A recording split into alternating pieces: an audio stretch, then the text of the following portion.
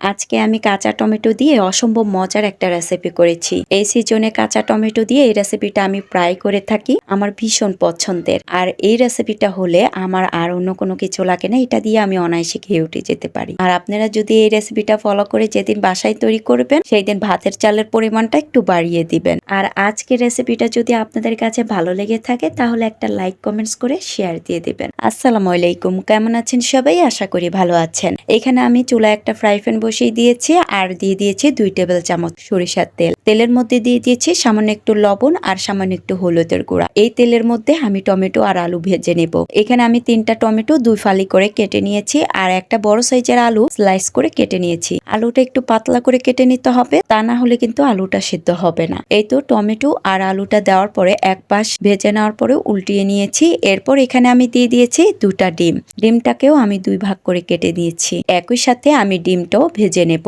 চুলার আগুনটা মিডিয়াম আঁচে রেখে এগুলো সব আমি বেশ কিছুক্ষণ ধরে উল্টে পাল্টে তারপর ব্রাউন কালার করে ভেজে নেব। এই তো দেখুন এগুলো সব ভেজে নেওয়া হয়ে গিয়েছে। এবার আমি এগুলা এক এক করে তুলে নেব। তুলে নেওয়ার পরে এখানে আমি রসুন আর শুকনা মরিচটা ভেজে নেব। এখানে আমি আস্ত রসুনের কোয়া নিয়েছি 4-5টার মতো আর শুকনা মরিচ নিয়েছি 7-8টার মতো। আমি আমার প্রয়োজন মতো ঝালটা নিয়েছি, আপনারা আপনাদের প্রয়োজন অনুযায়ী ঝালটা কম বেশি করে নিয়ে নিতে পারেন। তো এই তো শুকনা মরিচটা ভাজা হয়ে গিয়েছে আর এখানে রসুনটা আরেকটু ভেজে নিতে হবে। সেই সাথে আমি এখানে কিছু পেঁয়াজ কুচিয়ে দিয়ে দিয়েছি। তো একসাথে এগুলোকে ভেজে নেব। তো ভেজে নেওয়ার পরে চুলার আগুনটা অফ করে দিয়ে এইবার আমি এই ভর্তাটা তৈরি করব। তো ভর্তার সমস্ত উপকরণগুলো একটা প্লেটে নিয়ে নিয়েছি আর এখানে আমি শুকনা মরিচটা আগে গুঁড়ো করে নেব। তো শুকনা মরিচটার ভিতরে আমি অল্প একটু লবণ দিয়ে হাত দিয়ে গুঁড়ো করে নিয়েছি। এরপর আমি এখানে ভেজে নেওয়া পেঁয়াজ আর রসুনটা মেখে নেব। দেখুন এখানে রসুনটা একদম সুন্দরভাবে সেদ্ধ হয়ে গিয়েছে, আঙ্গুল দিয়ে চাপ দিলেই কিন্তু এটা গলে যাচ্ছে। এবার আমি ডিম, আলু আর টমেটো গুলোকে ভালো করে হাত দিয়ে ম্যাশ করে নেব।